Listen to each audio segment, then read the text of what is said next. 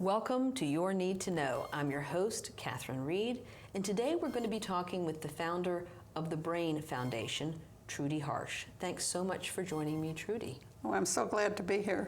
So you spoke at my Rotary Club. I did. And it was a light bulb for me because I had not heard about the Brain Foundation or Laura's Houses. Right. Or even knew what that was. But in fact, when you say Brain Foundation, what we're talking about is supportive housing for people with mental illness. Right, with schizophrenia and bipolar. And I think the language has to change because of the stigma and the misuse of mental illness for other things. Other things, right? And it's a brain disease. Medicine affects it. It runs in families. And we don't know what causes it, and we don't know how to cure it. Some people get better, and lots of people seem to struggle their whole lives. That's true. And, you know, and part of the move away from institutionalizing mentally ill people is the fact that there has to be a place for them to go. And so having supported housing and supportive housing has really been a goal for you because people need to live in a community, but they need to be in a safe environment, a structured environment where they can be successful at that. Right. And I really think what the Brain Foundation is doing is for the people that are not as sick as many others. And when we have people that are really seriously sick, they need to be in hospitals. And it's too expensive to have them in small houses like ours, but you have to have them in a larger facility because they need a psychiatrist, they need a nurse. More intensive support. And it's less expensive to do it in large facilities. So Right. I agree with putting many in the community, although it doesn't affect that they're friends with their neighbors necessarily. Right. But we have very informal communities here. People moving in all the time. You don't know your neighbors all the time. That's true. It's very transitional. Yeah. But you know, it's a spectrum like anything else. Right. So people who are capable of living independently, That's right. with support from outpatient services, they still have to have a place that is safe and affordable. Right. You know, and so walking distance from for grocery stores and for transportation because they don't have the money to have a car. right. So tell us a little bit about the genesis of this. Tell your story about your daughter Laura and how you came to make this the grand mission of your life. It is. My daughter had a brain tumor, and when she was 8, and she died at 38. And I, of course, tried to help her by getting to know what was happening to her. And she was not normal after the surgery. And so I joined the Community Services Board Right, of the Fairfax CSB, Falls right? Church, and I was there for 2 terms. Which a term is 6 years, I think. And I'm a realtor now for about 40 years. It's a long time. It's a long time, and so I know housing, and I had invested in a few houses myself, and I saw the need for housing. I mean, in Fairfax County, we're one of the richest counties in the country. Right. And I think we have at least 500, maybe 1,000 people that need housing. And I don't know anything about care, but I do know about housing. And so I thought what I could do was to buy houses for the people suffering from brain diseases like schizophrenia and bipolar. And so I started the Brain Foundation in 2003 with Marty Whiteman, and she got our bylaws together and paid for that, and we tried to do a logo, and we raised some money. We raised $11,000, and I'm such a conservative person. I said, all right, now we have to raise the rest so we can buy a house. She said, you're crazy, because nobody's going to wait till you have $400,000 in the bank to buy a house. So we gave it to PRS, where Laura had gone. We gave it to Pathway Homes, and then there was a computer learning center for the mentally ill that we gave. So we gave the $11,000 away.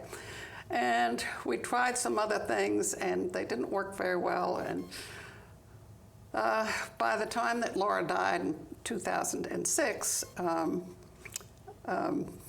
I was the only one in the Brain Foundation. Right. And so my partner, an investment partner in real estate, he took me out to lunch at Marco Polo's, which now doesn't serve lunch anymore. Marco Polo's, right. And he said he liked what I was doing, and he gave us $50,000. Wow, that's a big investment. That was it. And we bought a house in Fairfax City that was fully financed with low-cost not county, but state bonds. Okay. And they really took a chance on us because we were a group that had no history. And you're all volunteer, right? And we're all volunteer. You're all volunteer. Yeah. That's and key. we got the money. We felt that we had 2 years of negative cash flow. With the income that we'd have from them, we'd have a $25,000 negative cash flow. And our house cost $417,000. Right. That was before they all fell down. Right, right. I know. It's expensive here. Yeah. And so by getting a house, actually, we got gravitas. I mean, we had something. And you had something to start with, yeah, right? You and showed you did it. Post did a big feature on me, you know, style, and the realtors, you know, as a realtor. And so we were off and running, and we asked Pathway Homes to choose our tenants and supply tenants that they could service. Right. Because we didn't want anything to do with our tenants except take care of them housing-wise. Housing-wise. So you're not providing direct services at all. Not at all. But by partnering with Pathways, you provided the one component that they probably really needed for their clients that could be self-sufficient and independent. Right. And they could determine which they were. Right. And so we did that with the first 5 houses with Pathways, but we didn't.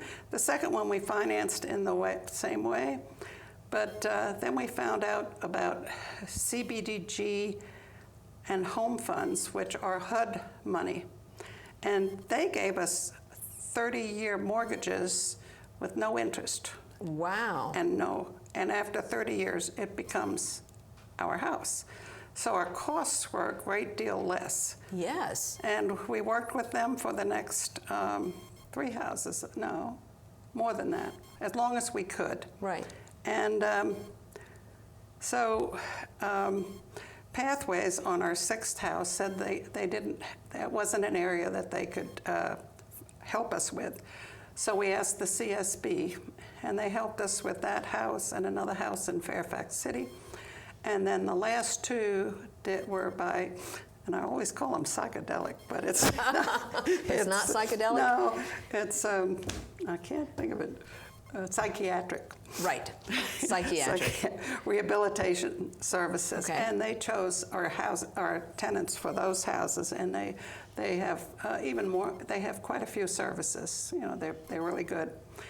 And so that is the basis of our houses. And the HUD houses determined that they did not want to give to any organizations that didn't have staff. Right, so that being an all-volunteer, which kept your expenses very low, right? Very low, has now become a detriment because they really want to see that. They won't give us any money for that. Right. But we're really at the max for the number of people that we are, because we have to keep a lot of records. Each year we have to determine their finances, and some of them work, but most of it's SSI and SSDI. And then some of the medications, if they have expensive medications, we can take that off, you know, for determining their rent. And we have to keep up those records because we get audited. Right. And so we have a lot, you know, just a lot of things to do because other issues come up at different times. Right, but just the fact that you're providing housing on a sliding scale. So in other words, you're tailoring their rent to their ability to pay. Right.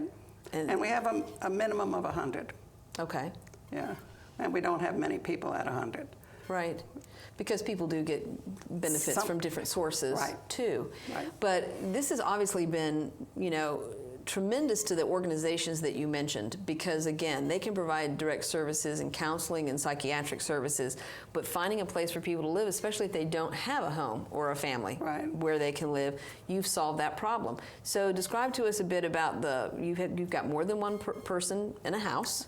We bought 4-bedroom houses, first of all, because financially we would get more back. Right. They're more expensive to buy, but then also because there's such a need, we would like to have 4 with each house. And then lastly, I was in a dorm room, and it was 3, and it was 2 and 1. I was the one. 2 people gang up on the other one, right? It wasn't gang up, but when you have 2 people like each other better than the third. Right. And so I think having 4, you have 2, 1 and 1, or 2 and 2, or 3 and 1, which becomes 2 and 1. Right. And I think it's better for permanent housing. And this is permanent housing. They are not, unless they have violations to our rules, they can stay as long as they want. That's an important distinction, because it's not transitional housing. They're not transitioning to somewhere. This is where they're going to live. This is their permanent address. Right. Yeah. So your houses are segregated by gender? That was my decision. I think that's probably wise. And Joel McNair of Pathway Homes, he said there were twice as many men on the waiting list as women. And I now feel that probably the parents of women keep them at home longer, and the women are less oppositional. Right. I don't know that it's really 2 to 1. I think it might not be. Yeah. But that's an interesting distinction to kind of make about who ends up being kept at home or in a family institution and who isn't. Right, and they don't want, women in the homeless shelter. No, and this is stability seems to be part of, when it comes to mental health issues, having a stable place is the foundation of being able to function. I think it's been good for all of our tenants. We're really pleased. Right. And so you have people come and go, though. So that is the one thing that you do have to manage, is if there's a conflict or personality or a violation of the rules, then you have to deal with that. Yeah. Yeah. It's a problem. I think the police have been at all of our houses at least once. Well, when we come back after the break, we're going to talk with Trudy a little bit more about what her goals are for the future for Laura's houses, and again, how important it is for us to have supported housing for the mentally ill here in our community in Northern Virginia. So please join us after the break. Oh, look, a redhead. Staring contest.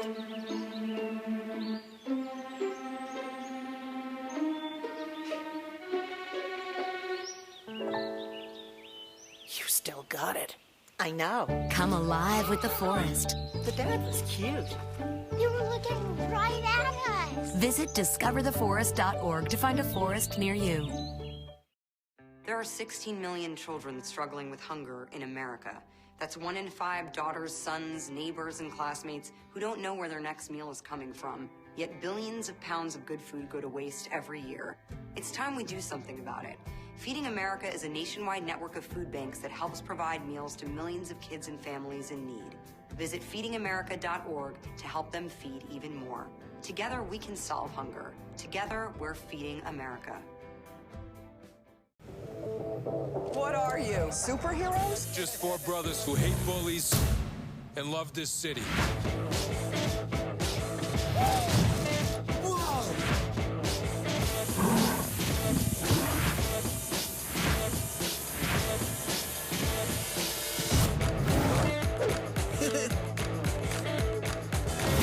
Gear up, guys.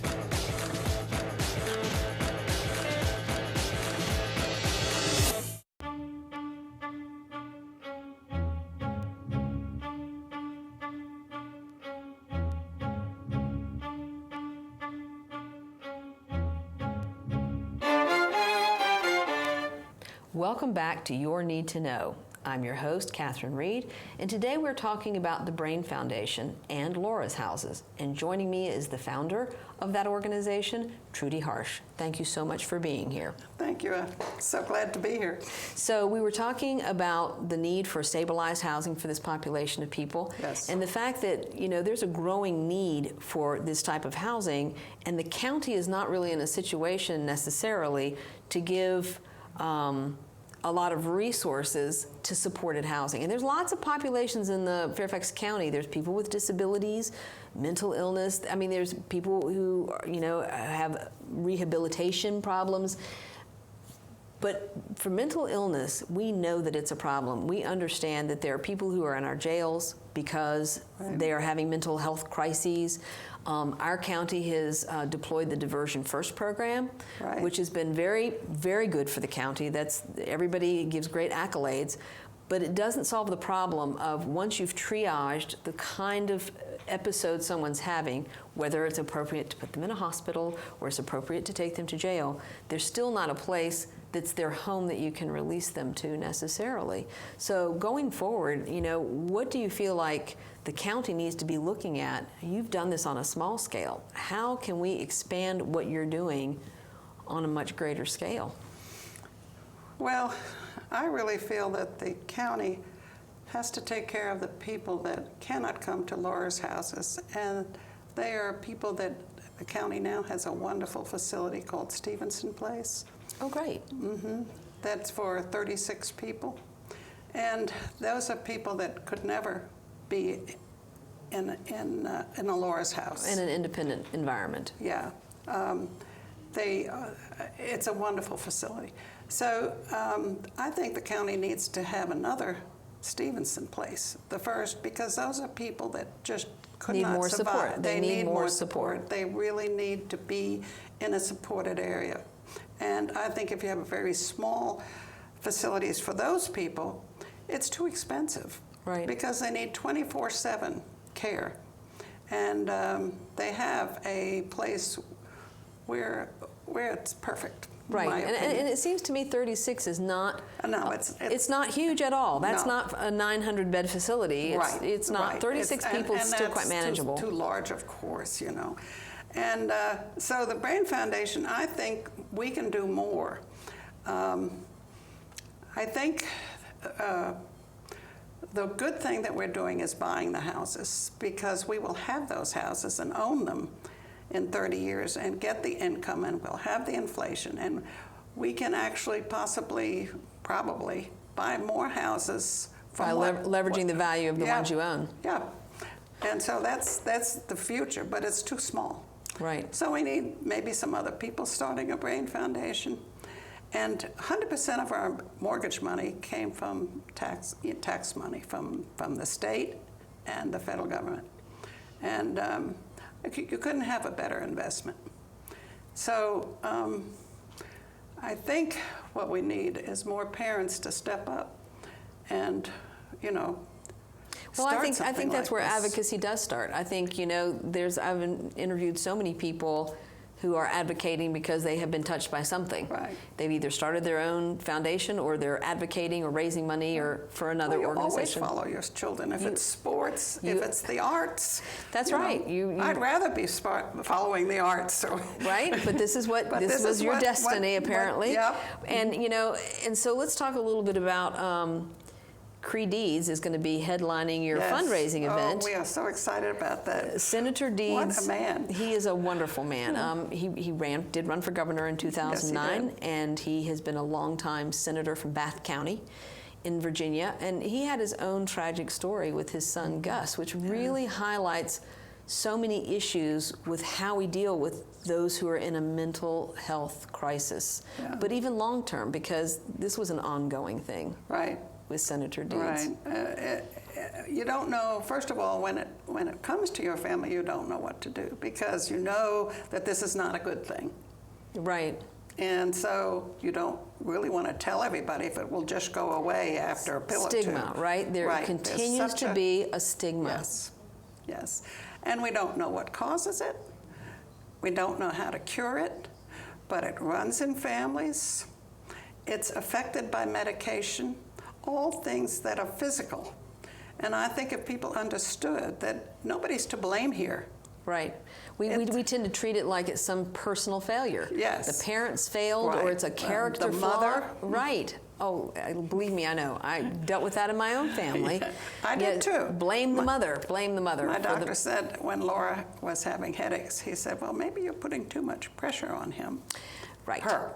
Right. I say him. Yeah. Well, that was a similar conversation about my brother. So I get that. And so people are not forthcoming. And so we Right. have no idea. I love your bumper sticker that you were telling me about. You know, on the outside, we all look like a normal family. Right. And so because people are not talking about the challenges of having a family member struggling with mental health issues, I think people do not understand how prevalent and how crushing the need is to deal with this. And how devastating it is. Yes. I mean, somebody that can't, that is not who they were. Right. Their personality has changed, and they can't control this. This is a physical abnormality. And it's throughout the society, and it's time that we stepped up as a society. And we have these people that are totally collapsed, like in Aurora. Oh, right, yeah, Aurora, Colorado, Yep. the Sandy Hook shooter. Yep. I mean, there's... The Congresswoman. Right. These are all people that had collapsed. Right. Because we don't have services for them, and we don't pick them up, and we give them rights instead of help. Right, and that is an ongoing problem, and that was part of the issue with CREDEEDS, and has been the problem for children of other friends. Once they get to a certain age, they have autonomy and they're given rights to refuse care, and their parents can't do what's in their best interest, and yet they're not in a place parents where can't even get the information that they're leaving a mental institution. I know, and I don't know how we address that, but that's part of this whole equation and how we're dealing with mental health issues and people who suffer from mental illness. But I think we have to start by saying, quit treating it like it's something you're supposed to hide, or it's something you should be ashamed of, or there's something wrong with the person who has it, or the family of the person. Or they did it to themselves, or the mother did it to them. Like We've got to have a said. different conversation. I mean, it's 2017. We know that it is a brain health issue. We've talked so often about, you break your leg and people bring you casseroles, but you have some sort of episode where you are just not well, and people don't even know what to do. They don't know what to say. They don't know how to interact, and so everybody just remains silent. And I think silence is about the worst thing we can bring to the table when it comes to mental illness. Yes, from the family or others. Absolutely. Yeah. And in addition to housing, obviously these people would like to have employment too. Yeah. And I think it's very difficult to expect somebody to have employment if they don't have housing. Yes, it comes later. It comes later. You first have to have housing. Everybody has to have housing. Because that's just the core of stability for people to be able to function. Of the people who are in your houses, are a certain percentage of them employed? Yes, we have about 15% max. Right.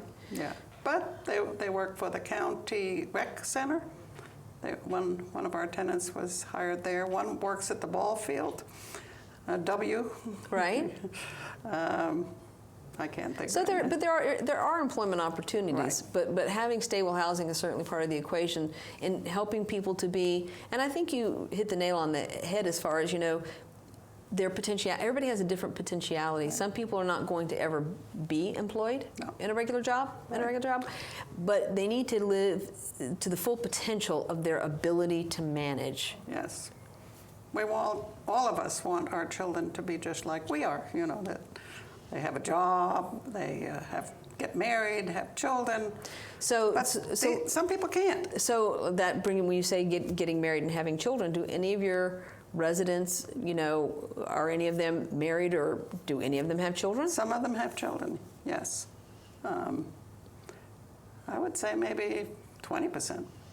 But the children are not living with them in the house? No.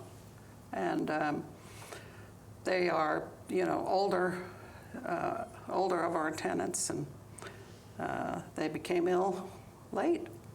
I mean. Yeah, and that's the thing. Mental illness is one of those things. It's kind of like allergies. It's not like you're born with it.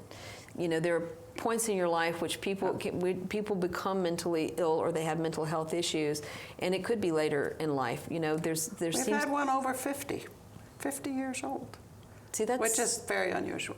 Right, but there seems to be kind of just anecdotally, there are a large number of young men who seem to have an episode. We talk about the shooter situations, right. But there's a lot of others who just deteriorate to the point where they don't just commit violence to someone else, they take their own lives. Yes. And to me, it seems like I have seen so many instances among people that I know that I have to ask, what is it about this age group or these young men? Yeah. What is it in common?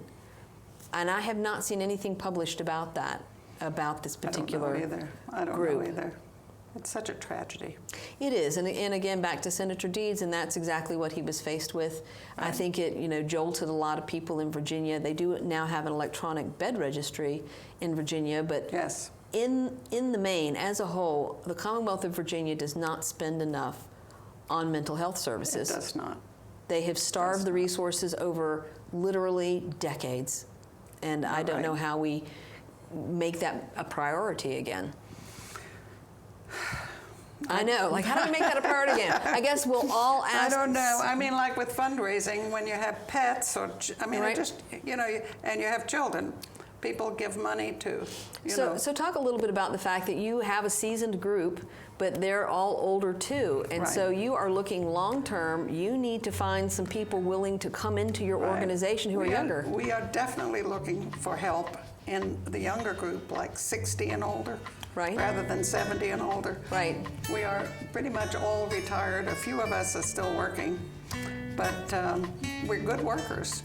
Right, but you need a succession. Naturally, we know that you need a succession we have 2 over plan. 80. Yes. You need a so we're succession looking for plan. anybody that wants to volunteer. Please contact me in some way. Absolutely, and we will make sure that people have your contact information, because in addition to the resources any nonprofit needs, we are actually looking for people to commit long term to being part of your succession plan for the Brain Foundation. Yes, we are. Okay, so you at home, this is what you need to know about what the Brain Foundation needs, and that's they need people who have been touched by mental illness, who understand the needs of this community, or maybe who are just real estate agents and understand housing. But this is how you can get involved with the Brain Foundation. They've got a fundraiser coming up on June the 3rd at Maggiano's, and please go to their website. Thanks so much. This is what you need to know.